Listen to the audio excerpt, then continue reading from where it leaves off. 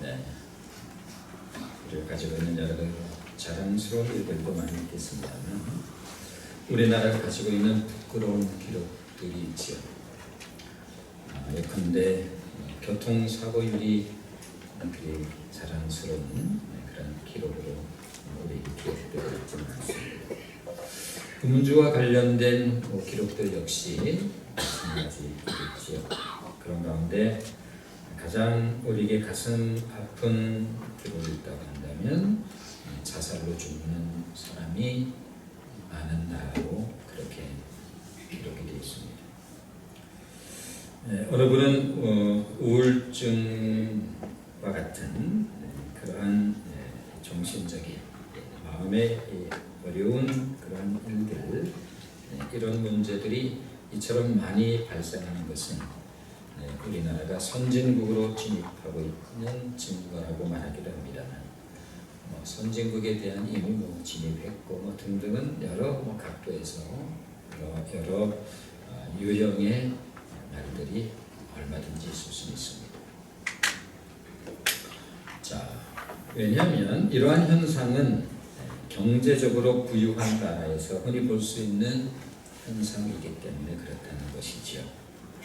물질적으로 번영하면 어느 시대를 망령하고 사람들의 정신의 병이 되는 그러한 일반적 현상을 두고 말하는 것이라고 할 수가 있습니다. 여전히 우리들은 경제적 아쉬움 속에 살아가고 있긴 하죠.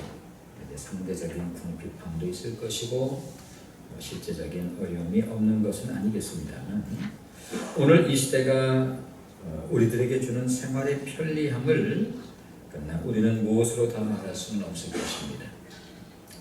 여유로움으로 말하자면 어떻게 과거와 비교할 수 있을 것인가. 그러나 그렇다고 우리들의 정신이 그만큼 여유로우며 또 우리들의 마음이 그만큼 넉넉하다고 우리는 과연 말할 수 있을 것인가? 아니면 물질의 풍요로운 만큼이나 우리들의 정신도 강하여져 있다고 우리는 그렇게 말할 수 있을 것인가? 굳이 옛날 어려웠던 시절을 다 얘기해 본들 젊은이들에게는 어차피 그닥 귀에 들리지 않는 이야기일 것이고, 다만 그 시절을 살아보신 분들에게 있어서는 그래도 그 옛날에 대한 추억처럼 아마 그런 기억이 새삼 떠올릴 수는 있겠죠. 한겨울에도 아기를 등에 업고 빨래 다라이 머리에 이고 그 많은 식구들의 빨래를 비누도 아닌 거품도 일지 않는 양잿물과 같은 것으로 차가운 물에 빨래방맹이로 치대어서 그렇게 빨랫줄에 널면 그대로 동태가 되어서 꽁꽁 얼어붙었던 그때의 삶보다 오늘의 정신이나 마음이 강해지긴 한 것인가. 자, 그렇다고 한다면 오늘의 문제, 오늘의 고통은 무엇일까라고 하는 것입니다. 상한 감정의 치유라고 하는 책을 쓴 A. 시멘즈라고 하는 분이 계십니다.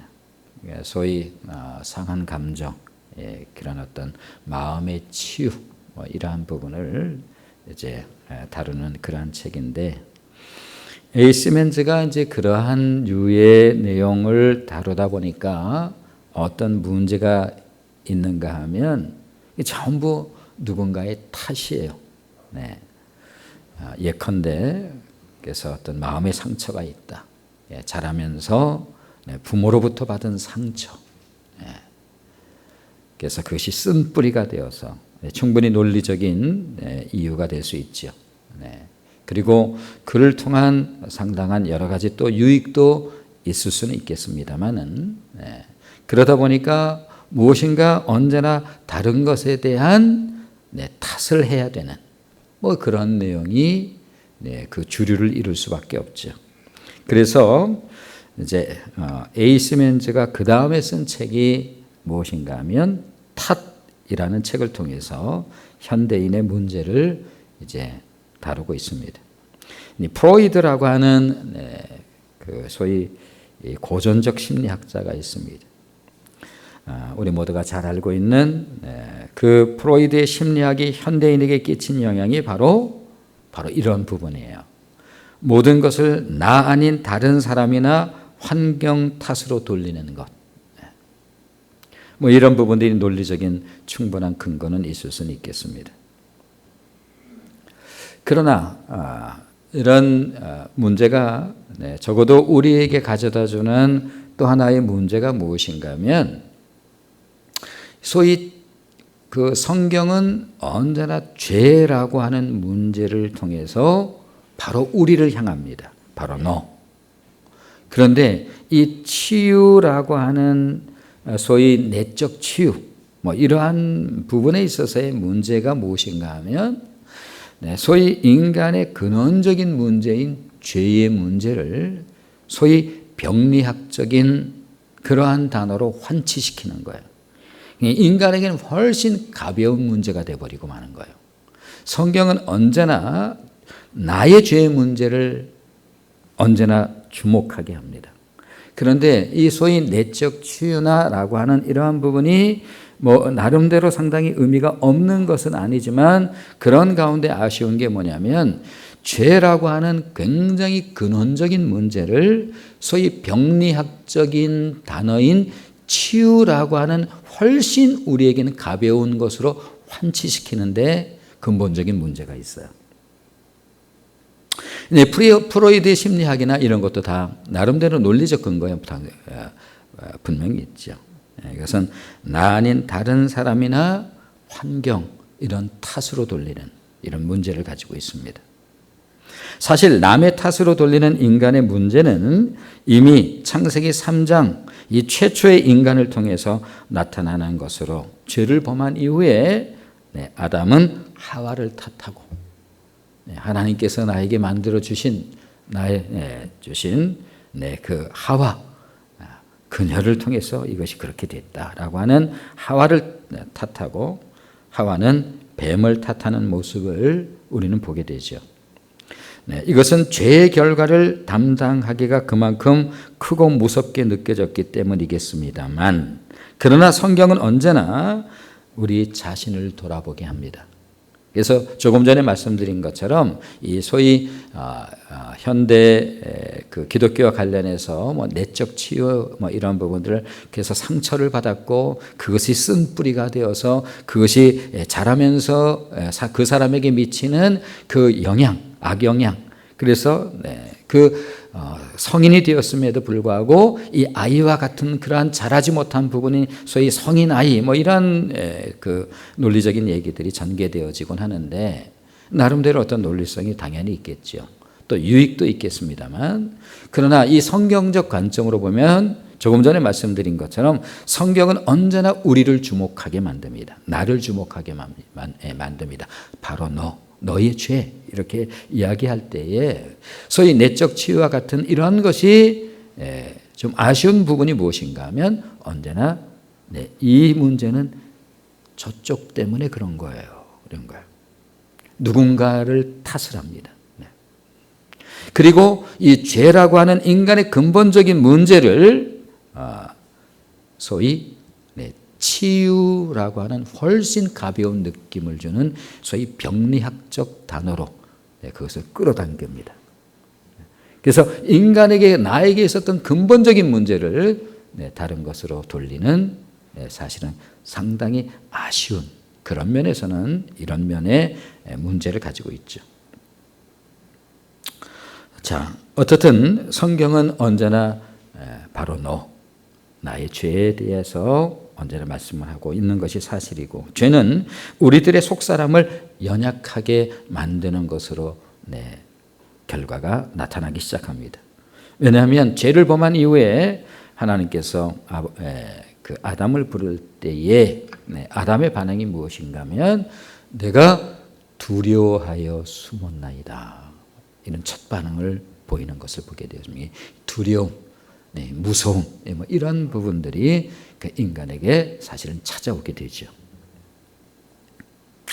자, 그러므로 하나님의 은혜는 맨 먼저 우리의 속사람을 강건하게 하는데 집중되어 있다는 사실을 우리는 깨닫게 되어집니다.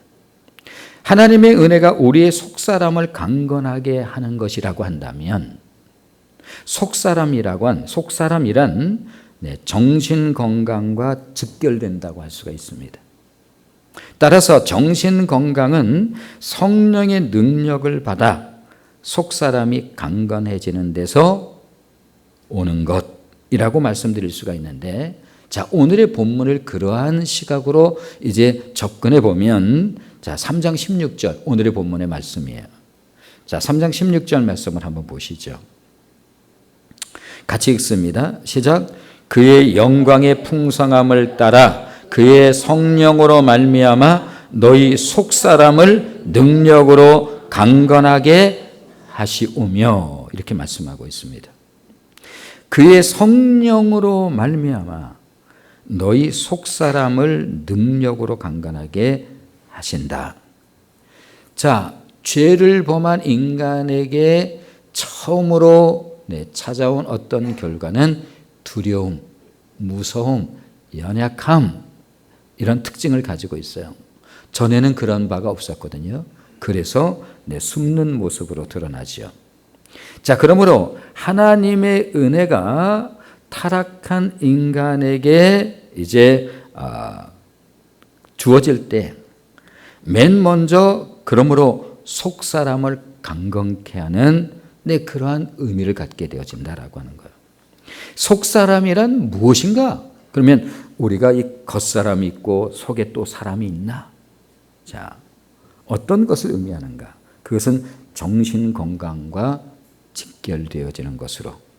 그러므로 정신건강이라고 하는 것은 성령의 능력을 받아 속사람이 강건해지는 데서 오는 것이라고 오늘 에베소서 3장 16절 바울의 기도를 통해서 우리는 그것을 확인해 볼 수가 있다라고 하는 것입니다. 그런 의미에서 바울은 우리에게 깊고 심오한 진리를 가르쳐 준다고 할 수가 있는데, 지금 바울은 로마의 차가운 감옥에서 에베소 교회 성도들에게 편지를 하고 있는 거예요.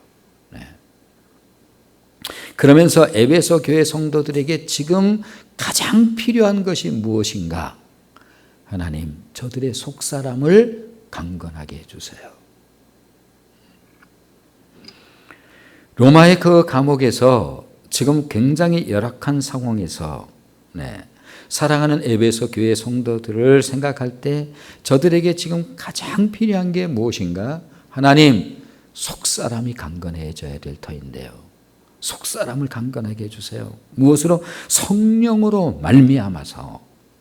왜냐하면 지금 네로 황제 그러한 시대예요. 네로 황제 시대에 대해서 굳이 다른 설명을 안 해도 아실 거예요. 그런 가운데서 예수 믿는 사람들이 겪는 이 마음의 고통, 어려움이란 이루 말할 수 없는 고통이에요. 자, 우리들이 살아가면서 이 정신적으로 마음으로 겪는 이 어려움이 근원적으로 이 강력한 스트레스, 감당하기 어려운 스트레스가 오면 우리 마음의 어려움을 겪게 되어지는 거예요. 네로 황제로부터 말할 수 없는 핍박 가운데 있습니다.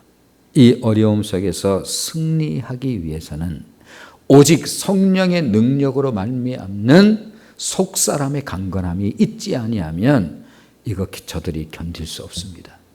그러므로 하나님, 저들에게 성령의 능력으로 말미암아 저희의 속사람을 능력으로 강건하게 해달라고 간절히 하나님께 기도하는 우리 바울의 기도에 그 하는 그 마음을, 그 심령을 우리는 충분히 그려볼 수가 있습니다. 성령의 능력을 물 붓듯이 하나님 부어주세요. 그렇다면 본문에서 바울이 말하고 있는 속사람의 의미는 무엇일까? 말씀드린 것처럼 속에 무슨 사람이 또 하나 있다는 것인가? 그래서 겉사람이 있고 속에 무슨 사람이 있다는 뜻인가? 그것이 아니라 우리가 오늘의 단어로 표현하면 마음, 정신, 혼, 영, 양심 이런 것을 일컫는 말이고, 요즘에 흔히 우리가 멘탈이 강하다, 멘탈이 약하다 이런 표현들을 종종 써요. 네. 그래서 멘탈이 강해서 그러한 부분들을 견뎌낸다. 어떤 사람이 멘탈이 약해서 그냥 마음이 무너져 내린다. 이런 표현을 쓰곤 하기도 합니다. 그러므로 성경에서 말씀하고 있는 속사람이라고 하는 것은 신앙적인 표현으로 표현하면 이렇습니다. 예수를 믿으면서 성령 안에서 거듭나는 새로운 자. 더 단순하게 말하면 예수 그리스도로 말미암아 거듭난 새 자, 새로운 자. 이것이 바로 오늘 바울이 말하고 있는 속사람의 의미라고 할 수 있습니다. 자, 그리고 이 자는 하나님께서 내주하시는 자라고 이렇게 말해요. 하나님께서 내주하고 계시는 자. 그러므로 속사람이란 구원받은 사람과 상관이 있는 단어지, 구원받지 못한 사람에게는 속사람의 사실상 의미가 없다고 말할 수가 있는데, 자, 오늘 본문 에베소서 3장 17절 말씀을 보시면 이렇게 말씀을 하고 있습니다. 자, 17절 말씀 한번 같이 읽어보죠. 같이 읽습니다. 시작.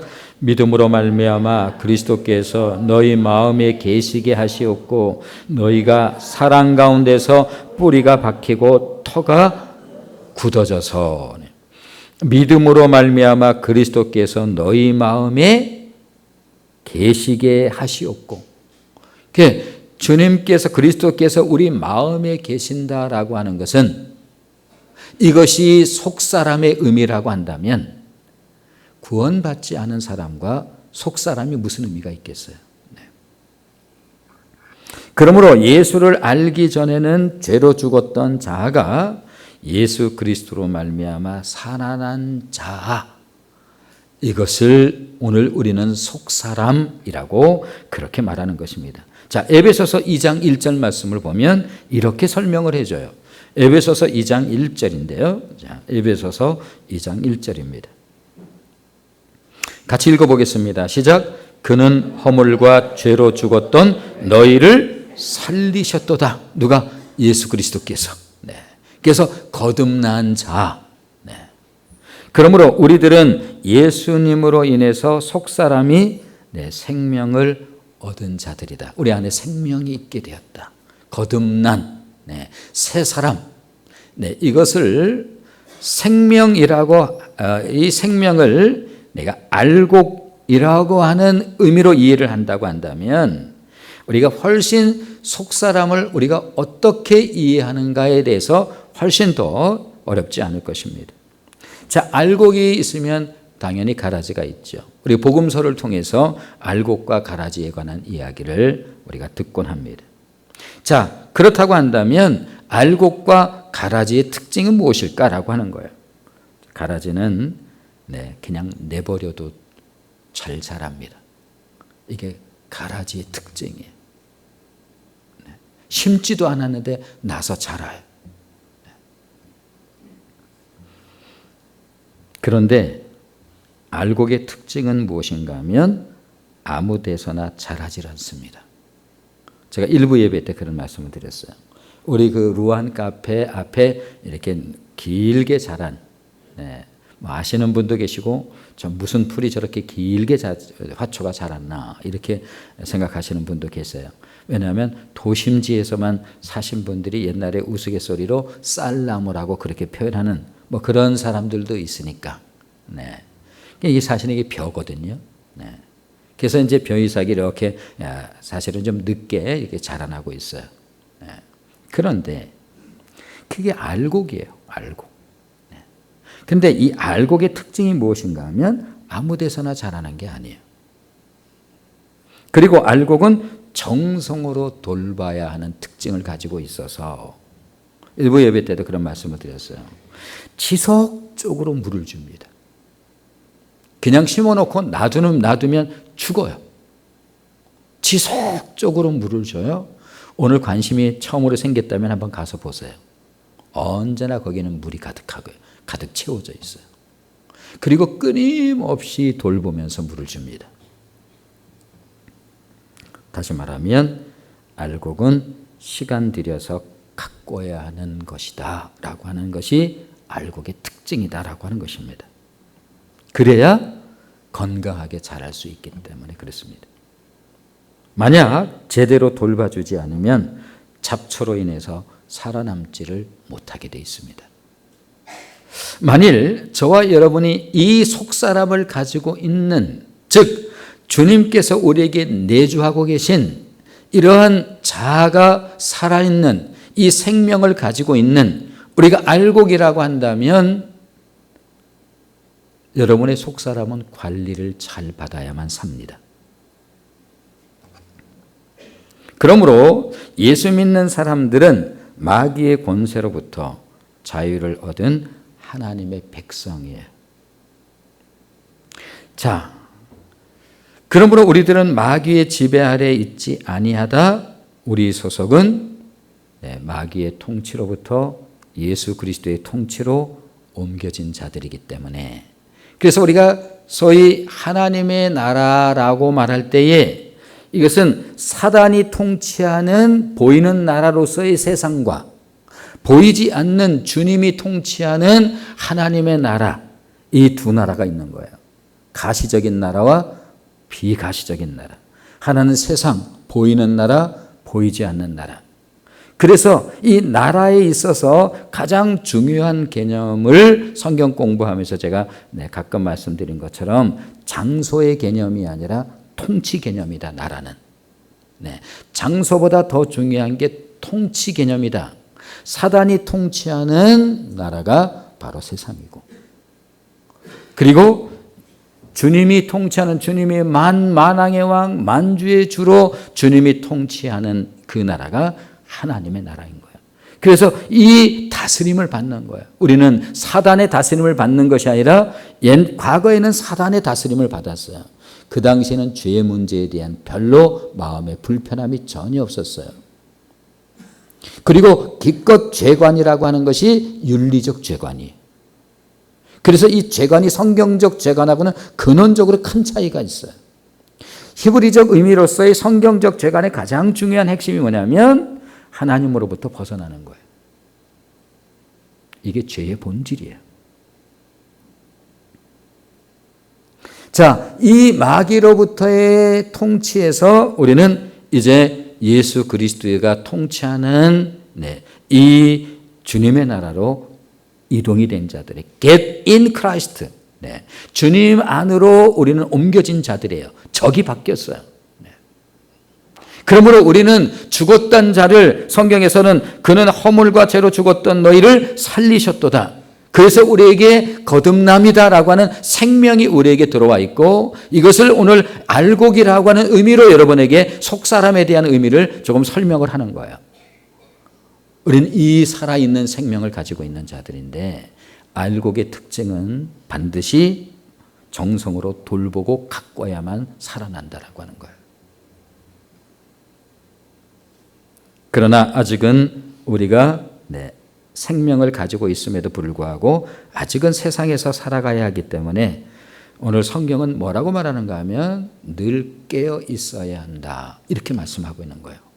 알곡들이요, 생명을 가진 자들이요, 그대들이 속사람을 가지고 있기에 그대들은 늘 깨어 있어야 한다라고 말해요. 이것을 알곡적인 차원에서 그렇게 말씀을 드린 거예요. 왜냐하면 마귀는 틈을 노리는 자이고, 틈을 노리고 있다가 약점이 잡히면 바로 집요하게 공격을 해 들어오기 때문에 그렇습니다. 우리가 상대가 없으면 우리가 그럴 일은 없어요. 그런데 우리에게는 내가 아니라고 하든 기라고 하든 상관없이 구원받은 자들에게는 반드시 상대가 있다는 것을 첫 번째 느끼는 거예요. 그것이 마귀예요. 따라서 우리들이 마귀를 이기고 세상을 이기고 잡초 속에서 건강하게 자라 좋은 열매를 맺기 위해서는 오늘 바울이 들려주는 바예요. 바울을 통해서 하나님께서 날마다 성령님이 주시는 능력을 공급받지 아니하면, 자 보셔요. 오늘 루안에 가서 한번 가시다가 보세요. 거기 물이 가득 채워져 있는지 아닌지. 언제나 물이 가득 채워져 있어요. 그래서 저렇게 파랗게 잘 자라 있어요. 이제 조금 있으면 알곡이 정확하게 거기 맺혀지기 시작할 것입니다. 그러므로 우리들이 속사람이 강해야 하는 이유는 무엇인가 하면 우리들이 어설픈 신앙생활로 인해서 속사람의 문제가 생기면 마귀가 절대로 놓지를 않아요. 그래서 이제 다른 내용으로 이제 이 다음에 은혜를 나누게 될지 모르겠습니다만 우리가 그 아프리카 그 밀림에 가면 거기에 소위 동물의 그 원리들이 아주 생생하게 살아있는 그 지역에 그 맹수들이 언제나 어떤 집단적 동물을 노릴 때에 누구를 노리는가 하면 무리에서 떨어져 있는 자들을 노려요. 무리에서 떨어져 있는. 너무나 당연하죠. 그런데 어떻게 노리냐면 유심히 보고 있어요. 정말 아주 예리한 눈빛으로 보고 있다가 무리에서 이렇게 떨어져 있는 짐승이 있으면 어느 순간 딱 포착되면 바로 달려들어서 잡아챕니다. 그리고 질질 끌고 가요.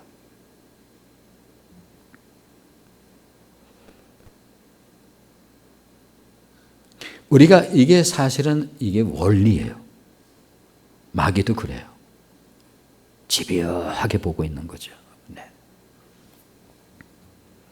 그리고 사단의 수중으로 더 깊이 끌고 가려고 하죠. 그럴 때 예수 믿는 사람이 믿지 않는 사람보다 훨씬 더 문제가 있을 수 있다라고 하는 거예요. 어떤 면에서 보면. 이런 이유로 성경은 믿음의 사람들이 깨어 있어야 할 이유를 정확하게 이렇게 들려주고 있지 않습니까? 저 유명한 베드로전서 5장 8절로 9절. 자, 은혜를 돕는 말씀으로 한번 확인해 봅니다.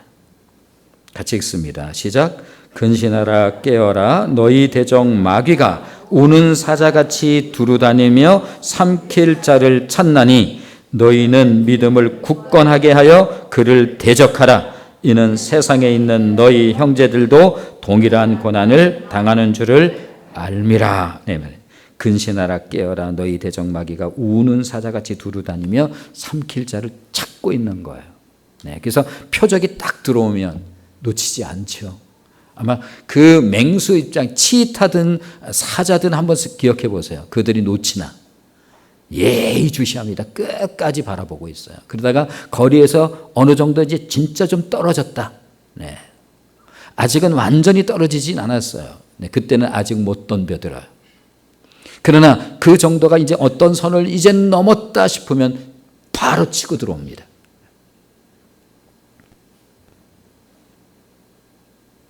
이런 이유로 바울은 에베소 교인들이 성령님이 주시는 능력을 받아 속사람이 날마다 강건케 되기를 기도한 거예요.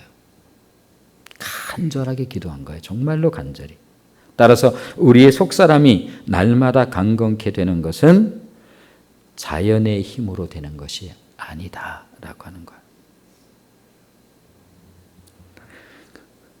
우리의 겉사람은 자연의 힘으로 되죠.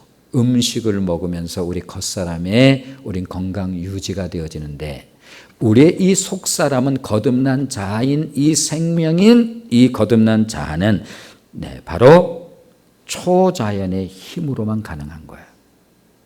그래서 사도행전 1장에 보면 부활하신 예수님께서 사랑하는 그 제자들 120명의 사람들을 향해서 제자들을 향해서 이렇게 말합니다. 너희는 예루살렘을 떠나지 말고 아버지의 약속하신 것을 기다리라. 요한은 물로 세례를 주었거니와 너희는 몇 날이 못되어 성령으로 세례를 받을 것이다. 성령이 너희에게 임하시면 그 성령이 무엇인지 아는가? 디나미스라고 하는 헬라어로 이것은 초자연적인 하늘로부터 오는 능력이다. 성령이 너희에게 임하시면 너희가 권능을 받고 이게 권능이다라고 하는 거예요. 저들의 속사람이 강건하기 위해서 이것이 필요합니다. 하나님 이렇게 성령으로 말미암는 강건함이다라고 분명히 말씀하고 있어요. 그러므로 이것은 자연의 힘으로 되는 게 아니에요. 사람의 힘으로 가능한 것이 아니라 오직 하나님의 힘으로만 가능한 것이다. 자, 그러면 속사람을 위한, 우리가 속사람이 강건해지기 위해서 우리는 무엇을 어떻게 해야 된다는 말인가 라고 하는 거죠. 첫 번째 우리가 기억해야 할 것은 무엇인가 하면, 우리는 무엇을 먹고 속사람이 강건해지나요? 우리가 육체는 음식을 먹으면 우리가 그것을 통해서 강건해질 수가 있는데, 그렇다면 우리의 속에 있는 이 속사람은 무엇을 먹고 강건해질 수가 있습니까? 자, 히브리서 4장 12절 우리가 잘 아는 말씀, 상반절 말씀만 읽어보겠습니다. 같이 읽었습니다. 시작. 하나님의 말씀은 살아있고 활력이 있어 좌우의 날선 어떤 검보다 예리하여, 뭐가요? 하나님의 말씀. 하나님의 말씀은 살아있고, 지난 개역 한글에서는 운동력이 있어. 그래서 이게 우리가 조금 더 익숙하죠. 그런데 이제 개역 개정에서는 이게 활력이 있어. 그래서 일부 예배 때 제가 그렇게 했어요. 여러분, 활력 그러면 뭐가 생각나나요? 건강, 무슨 음료수, 건강 보조식품 이런 데 보면 그런 그 단어가 연상되어질 수 있을지 모르겠습니다만, 자, 이 속사람이 강건해지는 것은 무엇을 통해서? 하나님의 말씀을 통해서요.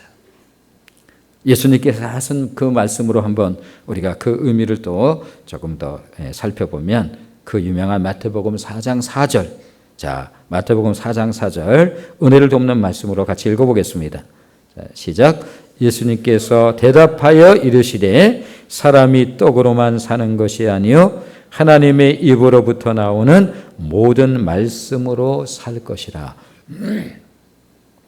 사람이 떡으로만 살 것이 아니요, 이 신명기서의 말씀을 지금 예수님이 인용해서 지금 마귀가 공격해 올 때 이 말씀으로 이 마귀를 갖다가 대적해 버리죠. 자, 그래서 돌로 떡 얘기하니까 예수님께서 하신 말씀이야. 사람이 떡으로만 사는 것이 아니요 하나님의 입으로부터 나오는 모든 말씀으로 사는 것이다. 그러므로 여기에서 나오는 사람은 바로 속사람을 의미하는 거죠.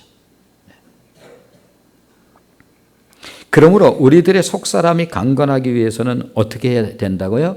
하나님의 말씀을 지속적으로 먹어야 되어진다라고 하는 거예요. 자, 이 시간을 통해서 우리는 하나님의 말씀을 먹고 있습니다.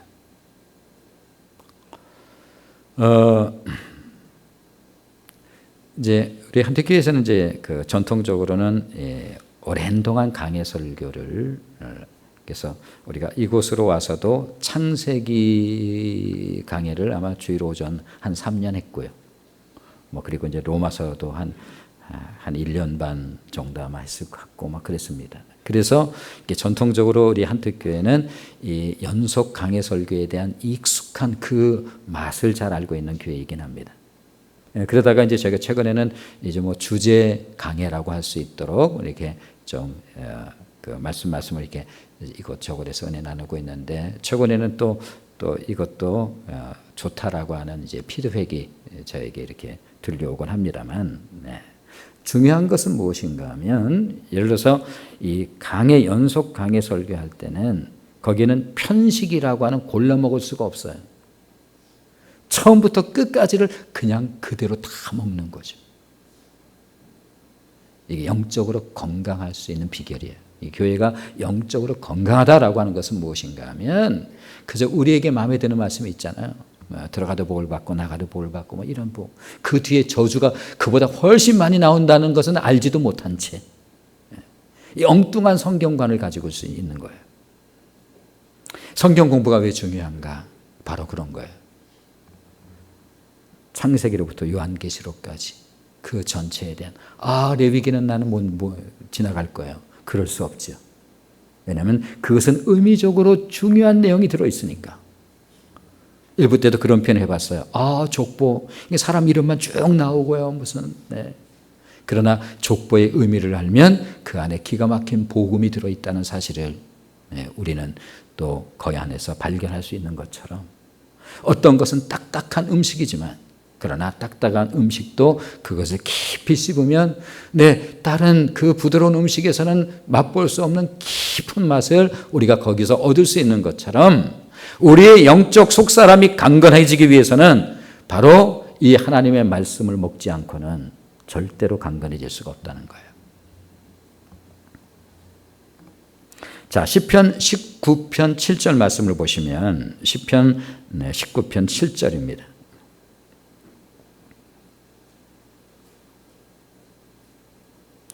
같이 읽어보실까요? 자, 시작. 여호와의 율법은 완전하여 영혼을 소성시키며 여호와의 증거는 확실하여 우둔한 자를 지혜롭게 하며 여호와의 율법은 완전하여 영혼을 소성시키신다. 이렇게 말씀하고 있어요. 여호와의 율법이 하나님의 말씀 아니겠어요? 하나님의 말씀이 우리의 속사람을 소성시키는 거예요.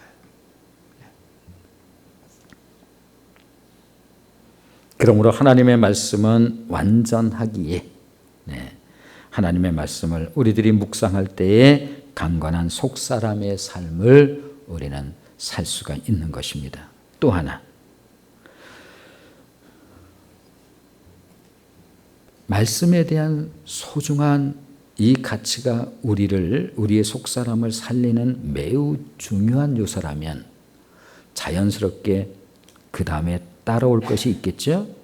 바로 기도라는 거예요. 기도. 자, 기도하는 성령께서는 기도하는 사람에게 능력을 주시는데 기도를 우리는 종종 이렇게 표현해요. 영혼의 호흡. 영혼의 호흡이라고 하는 거예요. 자, 영혼의 호흡이 기도라면 호흡이 끝나면 죽는 거예요. 우리가 살았느냐 죽느냐 마지막 점검을 뭐로 하는가 하면 숨이 끊어졌습니다. 죽는 겁니다. 그런데 숨 쉬는 데 있어서 숨 쉬는 방법도 매우 중요해서 우리가 건강한 사람은 내가 호흡한다는 것을 모르고 살아요. 잘 모르잖아요. 그런데 이 건강에 심각한 상황이 되어지면 호흡의 지장을 첫 번째 느껴요.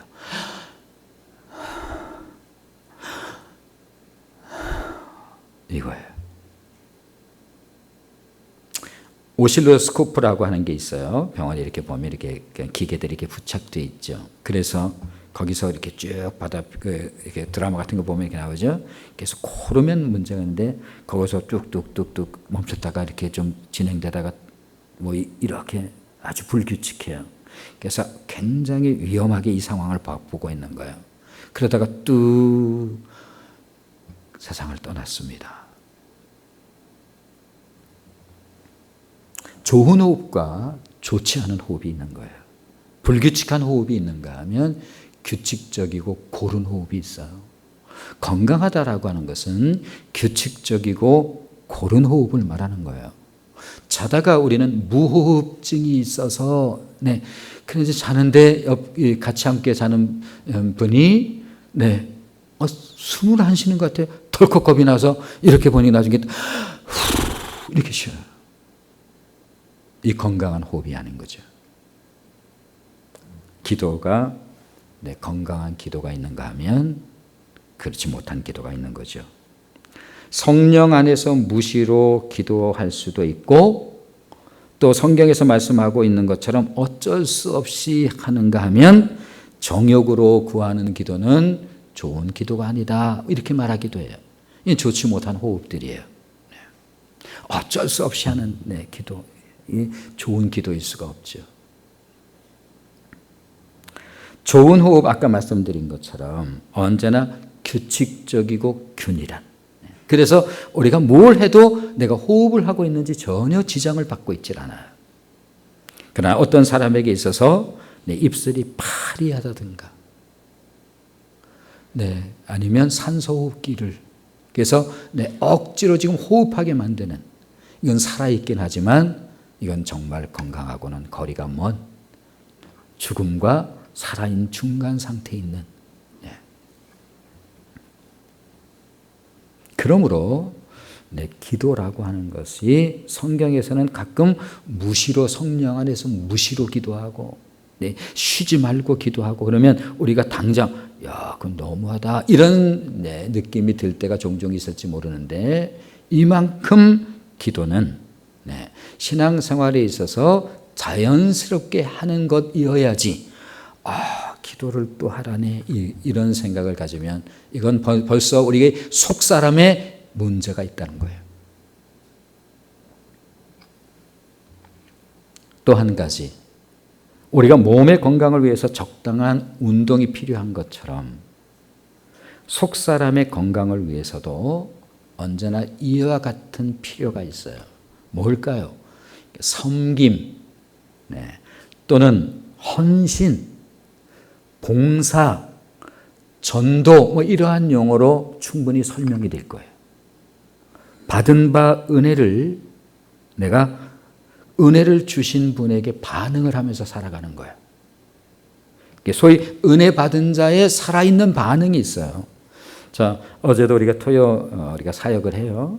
또 민속의 날 행사 때문에 여러분이 나와서 또 함께 헌신도 하고 자, 그런데 이제 보통 나오는 분들만 나오는 좀 아쉬움이 있긴 해요.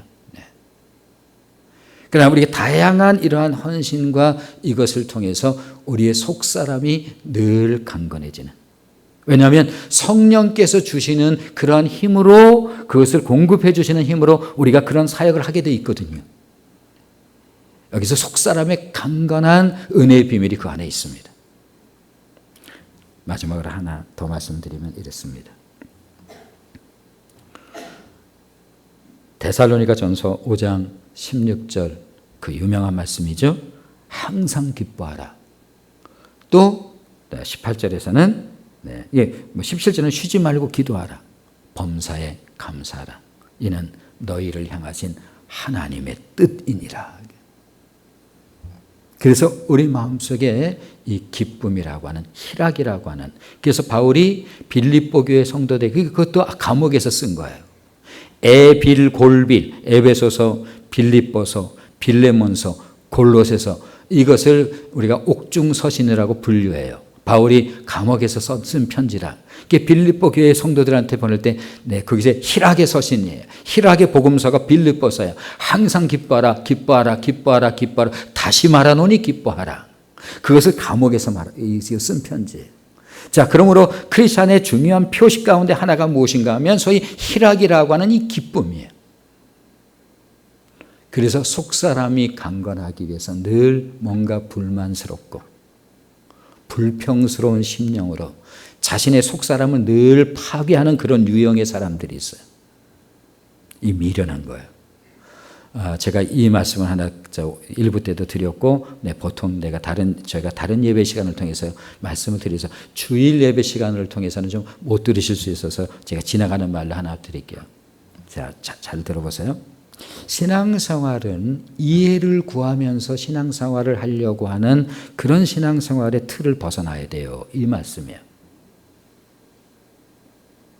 정말로 중요한 거예요. 그런데 많은 크리스찬들이 이해를 구하면서 신앙생활을 하려고 하는 그러한 틀들이 있어요. 그럼 본인에게 100% 무익한 거예요. 왜 무익한 것인가 하면 이런 거예요. 우리가 인생을 살아가노라면 다양한 그런 일들이 있죠. 그래서 제가 가끔가다 뭐라고 표현하는가 하면 세상에 이해 못할 일은 없습니다. 정말로 그래요. 여러분 세상에 이해 못할 일이 있을까? 나도 그 상황 되면 나도 그랬을지 몰라. 세상에 이해하지 못할 일은 없어요.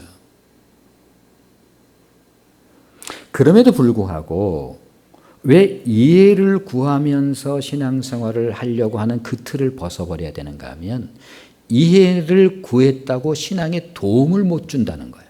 이것 때문에 그래요. 다른 것 때문에 그런 게 아니에요. 이해를 구하면 좀 바쁜가 보다. 이해가 되어져요. 얼마나 바쁜지. 자, 이런 거예요. 제가 그래서 이런 말씀을 전에 드렸어요. 저는 요즘에 밥 먹을 시간이 없어요. 우리가 이해되죠. 얼마나 바쁘면 밥 먹을 시간이 없을까? 이해가 돼요. 얼마나 바쁘실까? 그런데 이 바쁘다는 것으로 이해를 받았다고 해서 내가 밥 먹은 것으로 되어질 수가 없다는 거예요. 이해는 받았어요. 얼마나 바쁘면 밥 먹을 시간이 그렇게 없어요. 그 정도로. 그렇다고 밥 먹은 것으로 되는 게 안 된다는 거예요, 이게. 밥은 반드시 먹어야 되는 거예요. 이해로 속사람이 절대로 강건해지질 않아요. 그건 겉사람의 원리랑 똑같아요. 그래서 어떤 우리 아이가 지금 고3이라고 아침에 일찍 무슨 또 새벽반을 갔다가 무슨 그 단과반이라도 하나 틀어야 된다고 그래서 정말 일찍 나가는데 나 밥 먹을 시간 없어. 그러면 그래 얼마나 바쁘니? 너 밥 먹을 시간 없는데 뭐 밥 그냥 지나가. 이렇게 하는 부모는 없어요. 이거 그냥 김밥 이게 대충 싼 거야. 너 가면서 먹어. 이거 빵이다. 너 가면서 우유야. 이거 그냥 가면서 차 안에서 먹어. 이걸 먹지 않으면 반드시 문제가 생기는 거예요. 이해로 되어지는 게 아니라니까요. 이 원리를 정확하게 알아야 돼요. 이해 구하다가 죽는다니까요. 이해는 받았어요. 근데 죽어요. 이해로 사람을 살릴 수는 없어요.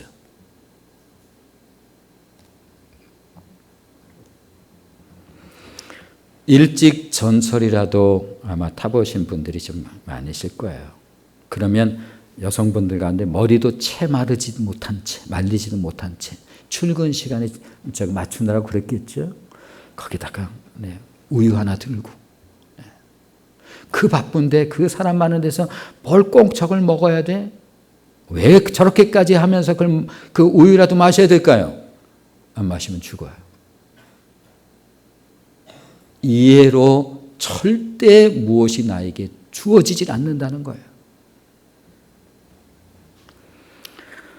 자, 목마름이 있어요. 목마름. 제가 갈증에 대해서 가끔 또 다른 시간을 통해서 얘기를 해요. 갈증.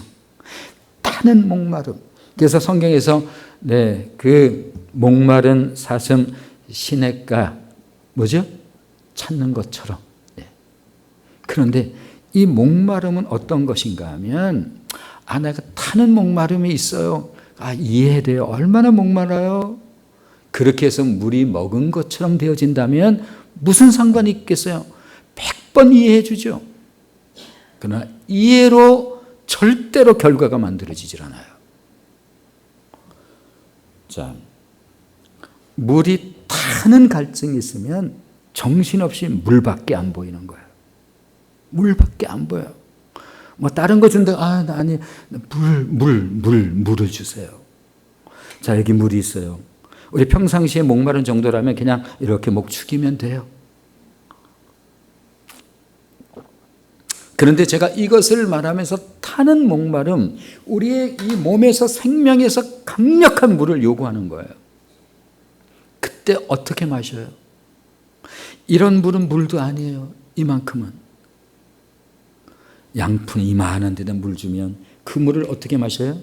제가 가끔 다른 시간을 통해서는 이걸 하니까 그냥 주일 시간이 좀 민망할지 모르지만 어떻게 마신다고요?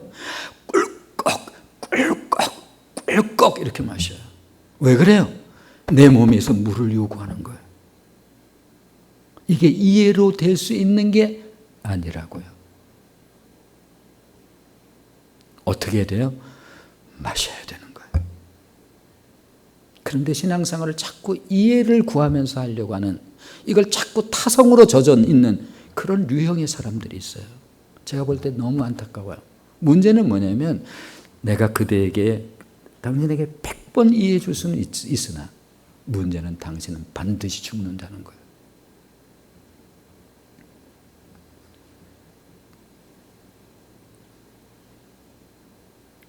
어떻게 늘 감사할 수가 있겠고 어떻게 늘 항상 기뻐할 수가 있겠습니까마는 오늘 하나님께서 우리를 구원하신 구원의 은혜로 우리는 속사람을 가지고 살아갑니다. 그런데 이 속사람이 강건하지 않으면 안 되는 거예요. 이게 아까 말씀드린 것처럼 알곡이라고 한다면, 생명이라고 한다면 그것은 반드시 돌봐주어야만 돼요. 조금 있다가 끝나면 루안에 가서 저 벼의 그 상태가 어떤지 한번 확인해 보세요. 물이 채워져 있는지 안 채워져 있는지. 그리고 조금 더 기다려 보세요. 저기에서 알곡이 맺어지고 있다는 사실을. 기도하겠습니다.